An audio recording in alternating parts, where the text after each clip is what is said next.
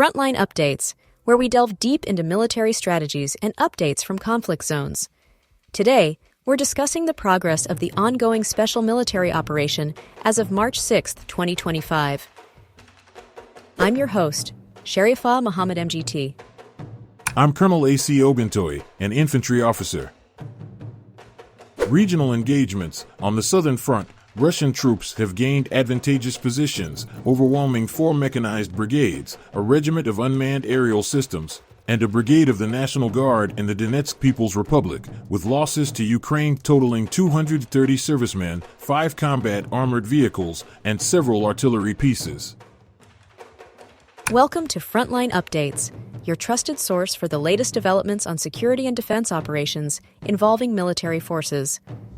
I'm your host, and today we have an exclusive interview with Colonel A.C. Ogintoy, who will provide insights into the progress of the special military operation as of March 6, 2025. Colonel Ogintoy, thank you for joining us. Thank you. It's important to keep everyone informed on our progress. Let's start with the Kharkiv direction. What has been the latest development in this region? The North Group of Forces continues its offensive, engaging Ukrainian formations in Rasokovato, Kazakya Lopan, and Volchansk. We inflicted losses on 2 mechanized brigades and a territorial defense brigade of the Ukrainian armed forces. Ukrainian forces lost up to 25 personnel, an armored combat vehicle, and 2 cars.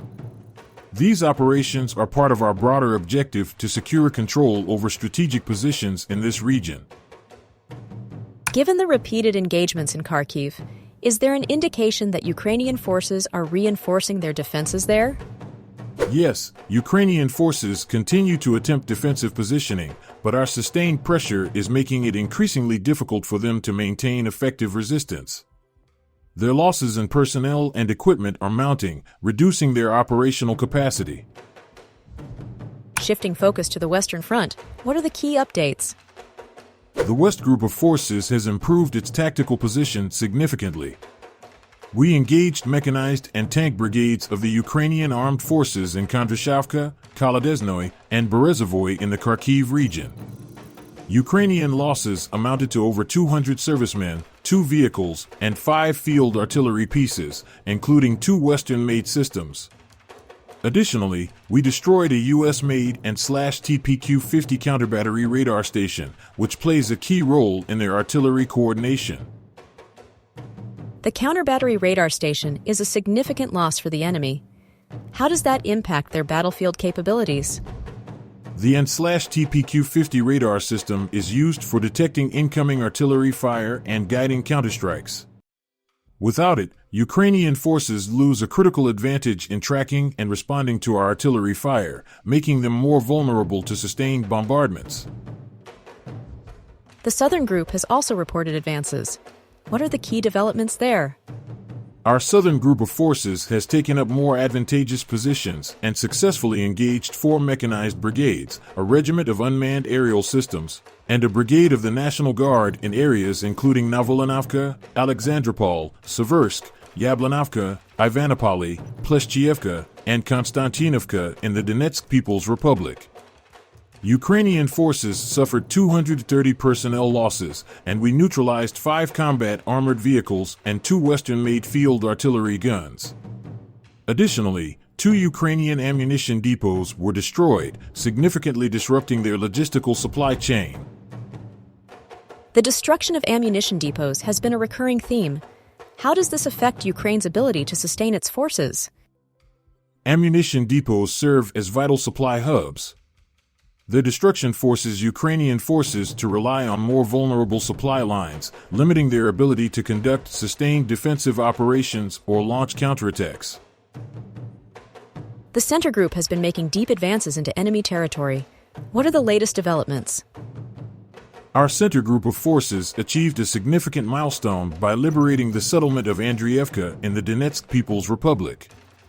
Additionally, we engaged and defeated formations of mechanized, ranger, and unmanned systems brigades, an assault regiment, and 2 National Guard brigades in Petrovskoye, Novopavlovka, Krasnoarmysk, Dmitrov, Myrolyubovka, and Zverevo.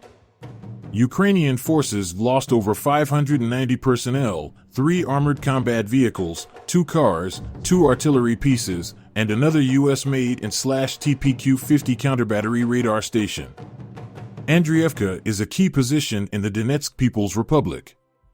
Its capture allows us to secure supply routes, weaken enemy defensive lines, and position ourselves for further advances into Ukrainian-held territory.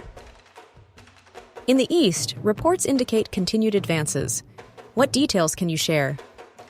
The East Group of Forces continued to advance into enemy defenses, engaging formations of 2 mechanized brigades, a Ranger Brigade, an Assault Regiment, and a Territorial Defense Brigade in Shevchenko, Fedorovka, Otradnoy, Veseloy, and Guliapol in the Zaporizhia region. Ukrainian forces suffered 155 personnel losses, and we neutralized 3 vehicles and 4 field artillery pieces, including a Polish-made Krab self-propelled artillery unit. The Krab artillery unit is a modern system. How does its destruction impact Ukraine's long-range strike capability? The Krab is an advanced self-propelled artillery system designed for precision strikes.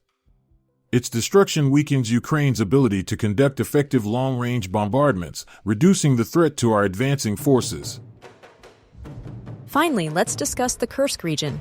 What has been the latest development there? The armed forces of Ukraine have continued to attempt offensive operations, but our North Group of Forces has successfully repelled them. We defeated formations of heavy mechanized, motorized infantry, airborne assault, and territorial defense brigades in Goncharovka, Gornal, Zayeloshenka, Kazakya Lokhnya, Kurilovka, and other settlements. Ukrainian losses in the past 24 hours amounted to over 170 personnel, along with the destruction of a tank, an infantry fighting vehicle, an armored personnel carrier, 2 armored combat vehicles, 8 cars, 5 field artillery pieces, a mortar, an engineering vehicle, and 4 UAV control posts. Colonel, based on the latest developments, how do you assess the trajectory of this conflict? Our forces continue to achieve key objectives, systematically reducing Ukrainian military capabilities. The loss of personnel, advanced equipment, and key defensive positions is making it increasingly difficult for Ukraine to maintain effective operations. We are maintaining momentum across multiple fronts, ensuring continued pressure on enemy forces. Colonel, thank you for providing such a detailed briefing on the current military situation. Your insights are invaluable to our understanding of the conflict's dynamics. And thank you to our listeners for tuning in. Join us next time as we continue to provide up-to-date coverage on global military affairs. Stay with us for more updates and expert analyses on global defense and security issues. Stay informed, stay secure. Thank you. Keeping the public informed about the realities of our operations is essential. Today, armed conflicts in Africa are particularly highlighted by the ongoing issues in South Sudan, where soldiers have surrounded Vice President Machar's home, and several of his allies were arrested, jeopardizing the fragile 2018 peace deal. This situation reflects broader instability in the region, illustrated by various conflicts across the continent, including in countries such as the Democratic Republic of the Congo.